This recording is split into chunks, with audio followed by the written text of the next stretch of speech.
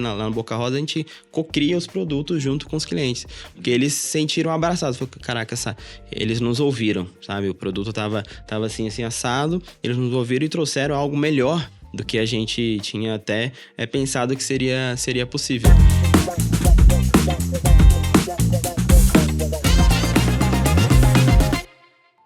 Olá, pessoal! O PB Talks, o podcast da PAG Brasil, está começando. Eu sou Tamires Souza, jornalista na PAG Brasil, e hoje a gente vai falar sobre um assunto muito importante para todos os lojistas que estão nos assistindo, que é o poder do feedback para o cliente para impulsionar inovações. E para falar aqui comigo hoje está o Ralph Germer, que é CEO e cofundador da PAG Brasil. Bem-vindo, Ralph. Obrigado, prazer por estar aqui. Prazer. Também o Felipe Bernardo, que é Head de E-Commerce e Growth da Boca Rosa. Bem-vindo, Felipe. Muito obrigado, prazer. Obrigado pelo convite, de estar aqui. Obrigada. E também o Fábio Schmidt, que é cofundador da Vitex e VP de Solution Engineer. Bom dia, obrigado pelo convite, PAG Brasil. Prazer estar aqui com vocês. Espero ajudar com algumas ideias e colaborar com vocês nesse dia. Obrigado, viu? Com certeza vai ajudar. Hoje a gente realmente vai mergulhar aí num tema fundamental para qualquer empresa que busca se destacar, né? Que é a importância de ouvir o feedback dos clientes para impulsionar os seus negócios. E aí eu já quero começar com uma pergunta para o Fábio. Fábio, em sua experiência com diversas empresas de e-commerce, como que você avalia essa importância do feedback do cliente? A gente tem que... Quase que um trabalho de terapia, eu diria. Porque muitas vezes o cliente, ele fala que quer alguma coisa, mas não é exatamente o que ele está declarando com as palavras que é o que ele realmente quer. Então esse acho que é o nosso principal desafio no dia a dia, de entender quais são as tendências de mercado, entender o que o nosso cliente precisa, mas absorver aquilo e entender qual é o real motivo daquele pedido, né? Então, às vezes o cliente, eu preciso de alguma coisa aqui lá no seu módulo de OMS. Mas no final do dia, ele não quer aquilo, ele não quer a complexidade, ele quer algo que seja simples, que faça ele vender mais. E como chegar nessa simplicidade, acho que é o grande desafio, né? Entender e absorver todos os feedbacks que a gente coleta, a gente faz entrevistas com os clientes, pede sugestões, avalia mercado, etc. E entende a real necessidade do que a gente vai desenvolver, né? Porque um grande desafio é manter a gente, como uma empresa de software, manter aquele software simples. Porque senão ele fica muito difícil depois de fazer qualquer tipo de mudança no rumo daquela inovação, né? Então você monta, faz o teste, beleza, isso funcionou, não funcionou, para eu ir ajustando na jornada e aperfeiçoando, que nunca o V0 é o ideal, aquele V1, V2, V3, aquilo lá no V10 é que vai ficar bom. E para chegar lá sem deixar demasiado complexas as mudanças, tem que se manter sempre simples. Acho que uma frase primordial na empresa é: o simples é o sofisticado. Então, se o cliente pede alguma coisa que é muito complexo, nosso trabalho também é simplificar aquela pedida, né? Perfeito, perfeito. E aí, eu quero entender agora de que forma o feedback do cliente pode ser um catalisador para a inovação dentro de uma empresa, né? Vou direcionar para ti primeiro, Felipe. E se tu pode citar algum exemplo? Eu tenho certeza que tem vários aí para nos dizer. Boa. Essa é uma pergunta muito boa, assim, até a questão da inovação, né? O que é inovação, a gente estava até comentando aqui no off. Mas eu sempre digo que o feedback, cada feedback é uma oportunidade de você crescer, né? De você aprimorar, melhorar. É como se fosse um GPS, né? Então o GPS, ele te dá várias rotas para você chegar naquele lugar que você deseja. E eu acho que o Fábio trouxe muito bem, que é a questão do tentar simplificar, ou eu até digo assim, você saber onde quer chegar, né? Então, no caso aqui de uma solução, você quer, simplificar aquilo de uma forma, né, da melhor forma possível para o cliente vender mais e tudo. Então, saber também onde você quer chegar, qual que é o seu objetivo, é o que vai te ajudar a definir qual rota, né? Às vezes o GPS, ele te dá 3 rotas. Cara, se você não souber onde você quer chegar, qual que é o seu objetivo, você também pode tomar uma decisão errada e criar uma solução ali que não seja a melhor possível. Então, acho que Acho que sempre trago essa analogia com o GPS ali, a questão do feedback, e você saber onde quer chegar é muito, muito importante. Lá até na Boca Rosa, assim, a gente usa muito o feedback para fazer melhorias e tomar qualquer decisão. Então, para que a gente saia do achismo e, né, a gente entre ali em decisões baseadas em dados, em comportamentos, né? Então, para que nós não tenhamos muito achismo ali nessas decisões, não sejam coisas pessoais, mas sejam estratégias definitivas ali, orientadas para o seu cliente. Então, dessa forma, eu acredito que a gente consegue criar estratégias mais orientadas ao cliente final. Assim.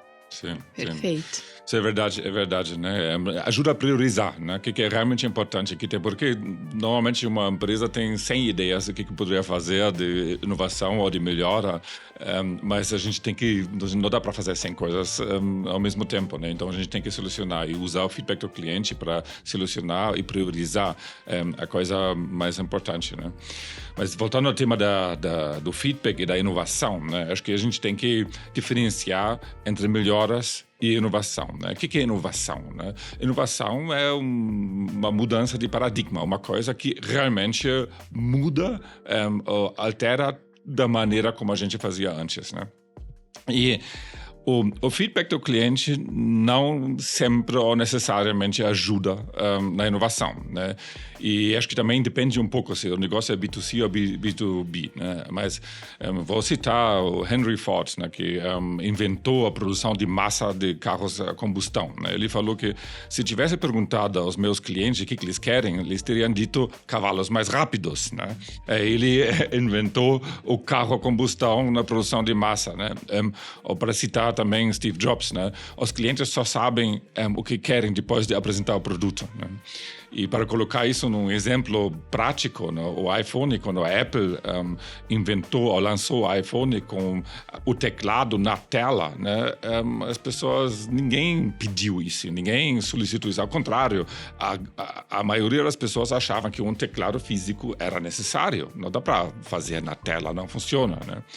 E então, eu acho que uma empresa precisa ter uma visão a longo prazo e, em base dessa visão, pensar o que pode fazer assim de pulos para realmente melhorar o produto, a experiência, esse câmbio de paradigma, né?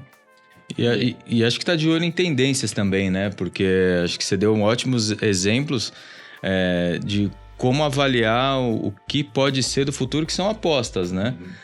Mas como eu falei no início, às vezes o cliente verbaliza algo e não é realmente o que ele quer. Sim. E acho que essa é a grande parte desafiadora quando você... Sim. Acho que talvez para software é um pouco mais simples, né? Porque você desenvolve, não deu certo o código, você começa outro do zero, né?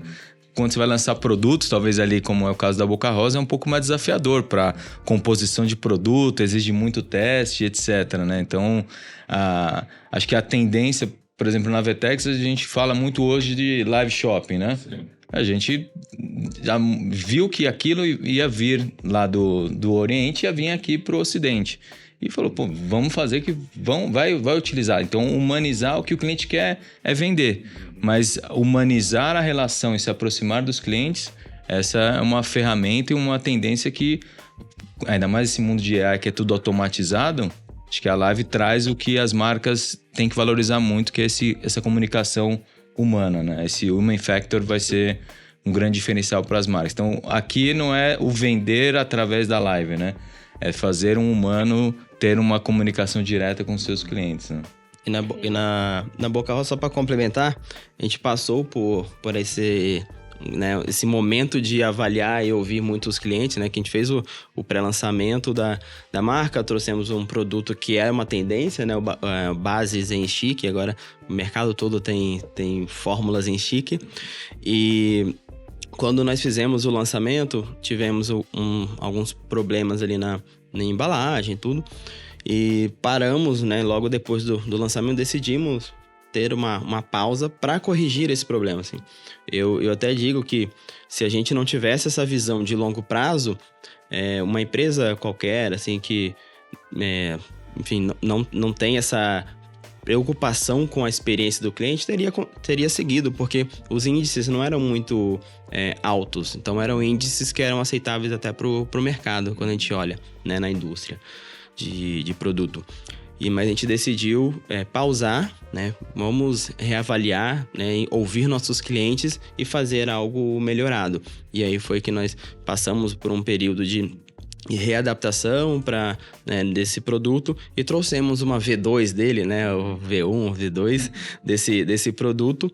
E a recepção dos clientes, ela é absurda, assim, que eles se sentem ouvidos, né? Eles se sentem parte daquela criação, né? A gente fala que lá no Boca Rosa a gente cocria os produtos junto com os clientes, porque eles se sentiram abraçados. Falaram, caraca, eles nos ouviram, sabe? O produto tava assim assado, eles nos ouviram e trouxeram algo melhor do que a gente tinha até pensado que seria possível.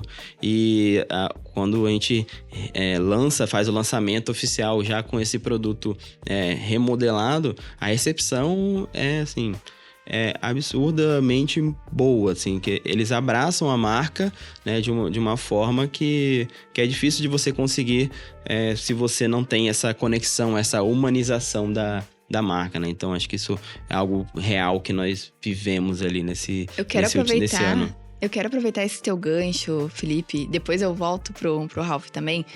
Porque, assim, a Boca Rosa, entre várias marcas aí também, mas eu acho que ela se destaca muito no mercado de beleza, de forma geral. Eu sou uma consumidora Boca Rosa, então eu gosto muito. E parabenizo, inclusive, vocês por terem recalculado a rota. Eu acho que foi muito corajoso, inclusive. E aí, eu quero te perguntar, como é que foi para vocês fazerem essa escolha, pensando que, sim, é uma marca que ela tem consumidores que amam, né? É uma love mark, né? Que no marketing a gente trabalha muito isso. Qual que foi o fator decisivo e quão desafiador foi para vocês tomarem essa decisão? O fator decisivo foi, de fato, ouvir a comunidade. Então, a Bianca, assim, né, como rosto da marca, CEO ali do grupo, né, Boca Rosa Company, a gente tem uma preocupação que a gente fala que é entregar a experiência Boca Rosa, né? Então, sempre surpreender os clientes. E quando nós fizemos esse pré-lançamento, os produtos chegaram na casa das clientes e elas não tiveram essa experiência Boca Rosa, a gente decidiu voltar atrás por conta dessa visão de longo prazo. Então, não foi uma decisão ousada, difícil, corajosa, mas era uma visão de longo prazo. Porque se fosse de curto prazo, seguia, porque, enfim, envolve produto, embalagem, dinheiro, né? Tem que sustentar aquilo. Mas foi uma decisão com base no longo prazo. Então, de fato, o motivador de tudo isso foi essa visão de que a gente precisa sempre entregar essa experiência Boca Rosa em todos os pontos de contato da marca. Então, a gente decidiu parar, repensar o produto, a estratégia, tudo que a gente está fazendo para voltar melhor. Então, foi isso que nós fizemos. Então, revisamos o produto, a jornada, em todos os pontos de contato para trazer uma experiência uma experiência Boca Rosa de fato. Perfeito. Ralph, conta aí também nesse meio de pagamentos, né? Como que isso se emprega, né? Achei muito interessante o que o Felipe falou, né? Que vocês desenvolvem produtos junto com o consumidor, né? Porque no nosso negócio, no B2B, né, que o nosso cliente é uma empresa, né, é mais fácil fazer isso, né, porque as empresas pensam o tempo todo sobre o seu negócio e como podem inovar, criar coisas novas, né. O consumidor, normalmente, a maioria, mas consumir, olha, tá pronto, vou usar, mas não vou pensar como fazer melhor, né. Mas interessante que vocês fazem isso, mas talvez é isso mesmo que você falou como uma love marca, né, tem clientes que realmente têm essa conexão e querem trabalhar em melhorar o produto, né? E nós, na Pague Brasil, fazemos isso muito, né? Quando a gente inova, criar uma coisa nova, a gente sempre faz isso junto com algum cliente, né? quase sempre. Em grandes inovações, como o Pix Internacional que a gente lançou, o Pix Roaming, foi realmente uma coisa do nosso lado, né? Mas em maioria dos produtos a gente desenvolve junto com nossos clientes, né? Porque a gente não quer sentar numa mesa, definir alguma coisa, desenvolver, vamos ver se funciona. Então, um cliente, referência, faz parte do projeto de desenvolvimento. Tá? A gente cria a ideia do produto, a gente alinha com o cliente, também com outras áreas internas. Depois a gente faz um primeiro protótipo, vamos ver outra vez, olha, essa experiência, vamos primeiro deixar o nosso cliente avaliar se isso é realmente o que ele acha que vai funcionar com o seu cliente. Depois a gente cria o protótipo para funcionar realmente com o cliente final, fazemos testes com o cliente final, recolhemos mais feedbacks do consumidor, do usuário, né? E depois a gente vai perfeccionando e melhorando, né? Assim a gente inova e depois continuamos melhorando, né? O feedback do cliente, tanto do lojista como do consumidor, é extremamente importante, né? Porque para você, como eu falei antes, para poder priorizar e realmente identificar o que faz diferença, né? Porque e a gente diz sempre, né, que a gente não sabe nada. A gente não sabe. A gente desenvolve uma coisa, a gente não sabe nada. A gente só sabe depois de perguntar ao cliente e analisar os dados, né? Porque não é só perguntar. Feedback também pode ser analisar o comportamento do cliente, como ele usa o produto, onde falha, onde não falha, onde o cliente demora, né? Especialmente numa experiência digital, né? A velocidade hoje em dia é muito importante, né? Se você, claro, podem ter fricções e coisas que não funcionam, isso não deveria acontecer, né? Mas a velocidade como o cliente consegue concluir, colocar um produto na cesta ou concluir o pagamento é extremamente importante, né? E isso podemos analisar com ferramentas e depois tomar decisões em base de dados. Perfeito, é uma inovação constante, né? Tu ouviu o cliente, volta, arruma o que tem que arrumar, volta pro mercado. Sim. Muito bom. Isso é um ponto muito importante, né? A excelência, né? E isso a gente acredita muito no Pago Brasil. A excelência você não consegue desenvolver e depois esquecer, né? Se você desenvolve uma coisa e quer um produto ou um serviço excelente, né? Você tem que criar e depois em pequenos passos de iteração, sempre melhorando, testando feedback, melhorando, né? Fazer isso continuadamente. Daí você consegue criar um produto que é excelente e que realmente é o melhor no mercado, né? Acho que na verdade a gente tem um lema de você consegue fazer coisas boas rápidas, mas você só consegue fazer coisas extraordinárias com consistência de longo prazo, né? Então, esse é o caminho para você inovar, escutar o cliente, mas ser consistente na evolução e sempre voltar no que é teu core, né? Isso que estão me pedindo, o que eu vou fazer, sai do meu core? Ou é parte do meu propósito ou não? Se não for parte do meu propósito, a parte mais difícil é sempre falar não. Porque falar sim é simples, né? Sim, vou fazer e tudo bem. E o não tem que estar muito embasado no porquê não, que vai te manter vivo e criar algo extraordinário, de fato, né? Muito bom.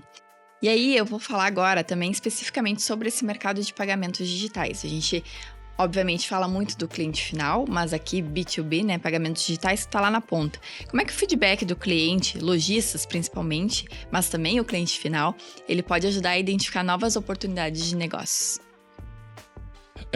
Sim, como eu falei, né, no segmento B2B, nossos clientes são lojistas, comerciantes, né, e as empresas pensam o tempo todo sobre o seu negócio, né, e em algumas coisas, né, a gente realmente...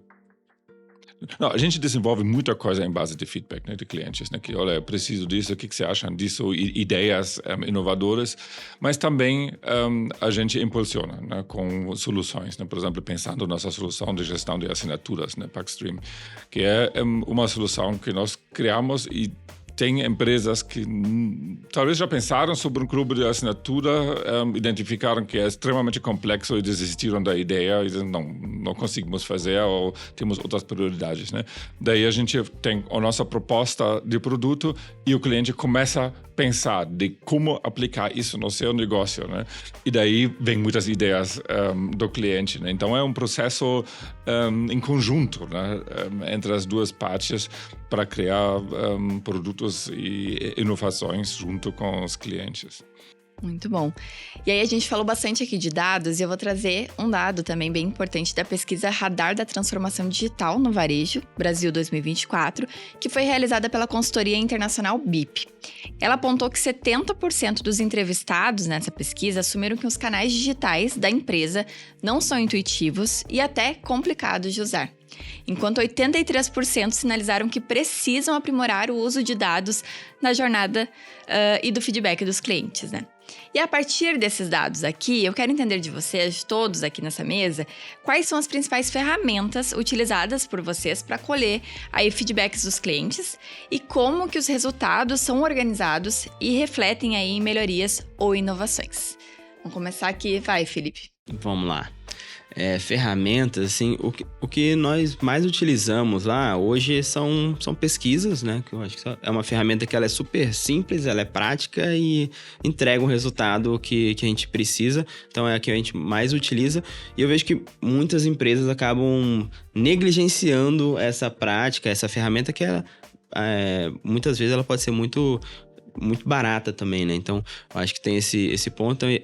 Essa é a ferramenta que a gente mais utiliza.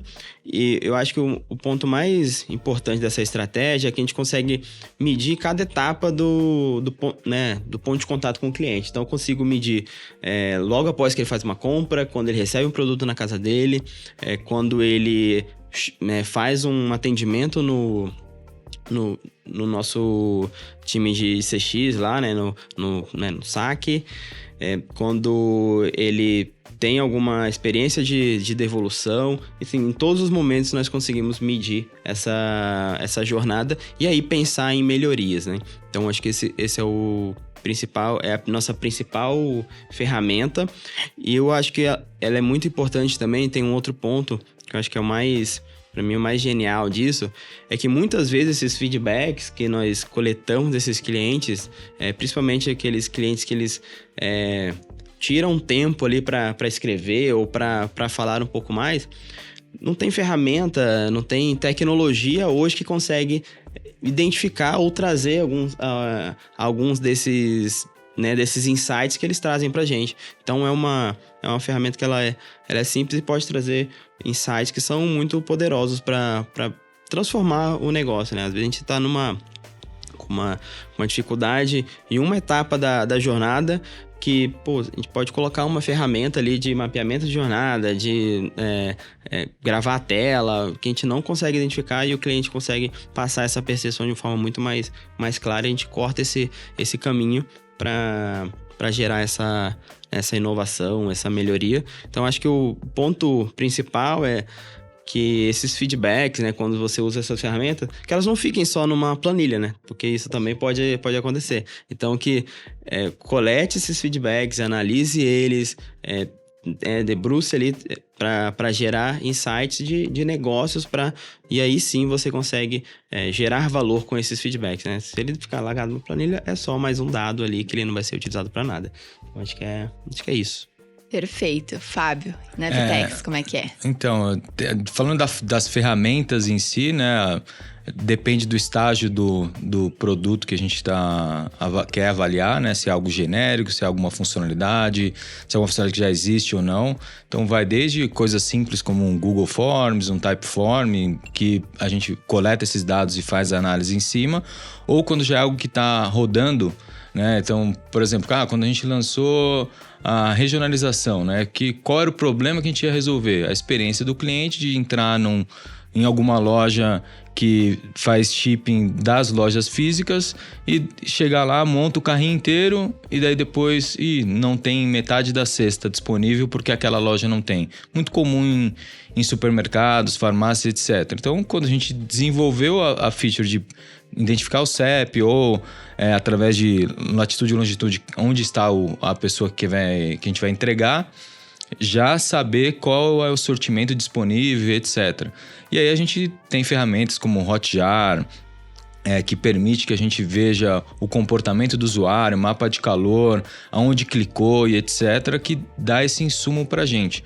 Uma das vantagens que a gente tem lá é que a gente atende diversos ramos e que usam a mesma funcionalidade, né? Então, desde uma farmácia usa isso, um supermercado usa isso. Então, vários clientes nossos de diferentes ramos utilizam isso e vêm com, às vezes, alguma coisa adicional, né? Então, algum detalhe adicional que a gente inclui dentro de um escopo que o outro cliente que trabalha com um segmento completamente diferente, né? Trabalha com móveis, não pensou sobre isso e a gente já consegue entregar para ele. Então,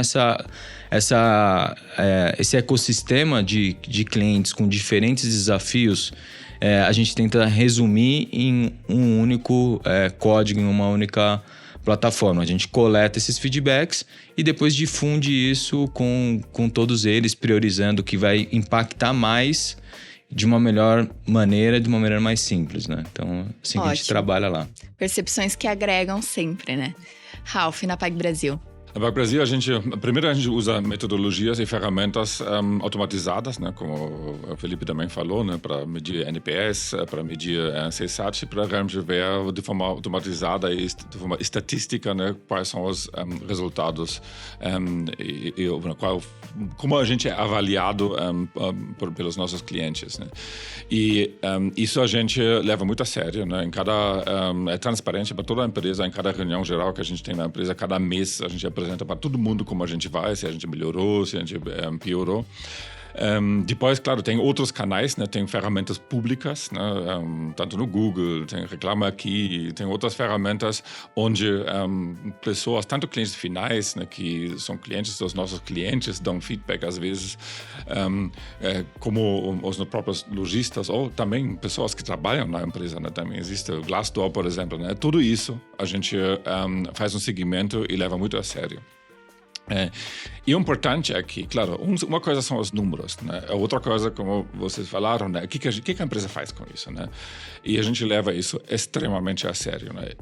O feedback negativo que a gente recebe, por exemplo, nas nossas ferramentas, eu pessoalmente vou atrás. Eu quero, em cada caso, entender por que o cliente não ficou satisfeito, né? O que deu errado, para a gente depois poder medidas, né? Tomar medidas, né? Às vezes, nem é do nosso lado, às vezes é uma coisa que é fácil de resolver, né? Às vezes é realmente uma coisa que a gente tem que trabalhar para melhorar, né? É muito importante isso, né? E outra coisa é importante, né? Porque tem todas essas ferramentas digitais, que é legal, porque é tudo automatizado, é barato, como você falou, Felipe, né? Mas, outra vez, voltamos ao tema humano, né? Que você trouxe bem no começo aqui, né? A parte humana é muito importante, tem que falar com os clientes, né? Porque uma coisa, eu não gostei, ou não funcionou, né? Mas ligar para o cliente e falar, olha, o que era exatamente, por que você não estava satisfeito, qual era o problema, a gente tem que entender qual era o problema, né? E isso a gente também faz com nossos clientes, a gente tem um programa que chama PB Eleva, né? Que a gente tem conversas regulares com clientes nossos, não com todos, é impossível, mas com a seleção de clientes, para entender qual é a perspectiva deles sobre nossos serviços, onde a gente deveria melhorar, né? Porque daí a gente consegue priorizar e sabe, assim, estrategicamente, a longo prazo, onde a gente tem que trabalhar para atender melhor os nossos clientes e também tendências, né? Você falou no começo também de tendências, né? Nosso negócio, né, de digital, e-commerce, não é uma coisa estática, né? Se desenvolve, então é uma coisa muito dinâmica bom, tem esse componente humanizado, né? E depois a gente mede os resultados, né? Que, de novo, né? Que a gente fez essas coisas, realmente melhoramos, mas a nosso objetivo é sempre ter uma tendência de melhora da experiência dos nossos clientes. Acho que não, só um parênteses aí que eu acho que é relevante, a gente sempre tenta encontrar algum parceiro, algum cliente, um early adopter que gosta dessas inovações, mas tem que ter alguns critérios, principalmente ser uma operação com volume, que esses dados vão fazer a gente corrigir o mais rápido possível e dar mais casos de uso e casos de exceção que a gente não pensou. Pegar esse cliente, usar ele como alfa, depois abre para um beta e depois vai para a produção aberta para todo mundo, mas normalmente com o cliente maior, mais complexo, ele já resolveu quase todos os casos de uso. E o outro ponto que acho que é essa volatilidade de mercado e não fazer apostas, né? Que nem agora se fala muito de AI, só colocar dinheiro em AI por colocar. E aí, o que realmente a gente vai resolver para que isso não vire um write-off em 2 anos, né? Acho que esse é um desafio grande também na hora de escutar o cliente para não fazer algo que daqui 1 ano, 2 anos não vai mais ser utilizado, né? É verdade, mas inovação também é sempre um risco, né? Se Exatamente. você inova de verdade, né, que essa mudança de paradigma, né, dá um passo grande para frente, é um risco. Pode dar certo ou não pode dar certo, né? Mas tem 2 coisas, né? Você tem que pensar bem antes o que você faz e o que não faz. E depois também, outra vez, essa coisa melhora. Não lança e esquece, né? Não lança, faz esse alfa, beta, testa, melhora, até chegar na excelência, né? E muitas vezes dá certo, mas às vezes também não dá certo, né? Porque... Muitas vezes não dá certo. Quando tem muita tendência, essa corrida, né? Atrás de IA, né? Há um tempo atrás era o metaverso. E aí eu acho que entra essa questão. O quanto essa tendência, essa inovação tá gerando valor pro negócio, né? Para você só não entrar na tendência, nessa corrida por entrar. Sim. Mas entrar para entregar uma boa experiência pro cliente, para que isso gere de fato valor pro negócio, né? Eu acho que isso é muito, muito importante. E que a gente falou lá no começo, que é ter a visão de onde a empresa, a marca, né? O negócio quer chegar. Sim, isso é verdade, né? Correr atrás das tendências às vezes é perigoso, né? Porque levam a coisas que não dão resultado, né?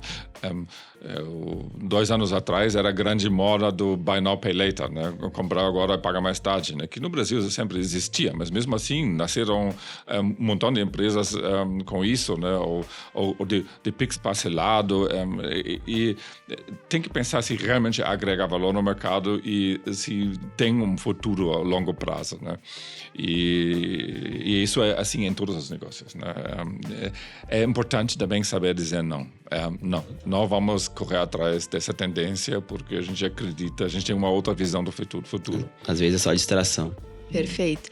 Eu acho que a mensagem que fica é muito importante, sim, coletar feedback do cliente, tá atento às novidades, às tendências, mas eu acho que não perder a essência, né?